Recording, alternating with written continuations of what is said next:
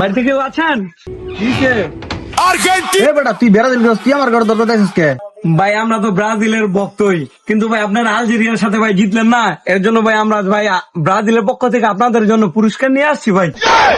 ব্রাজিলের লোকে আর্জেন্টিনার লোকে গেলে পুরস্কার আনছে, এটা তার সহ্য ব্যাপার।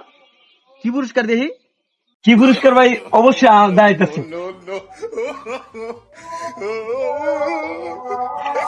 এই যে ভাই 3 পিস পুরস্কার।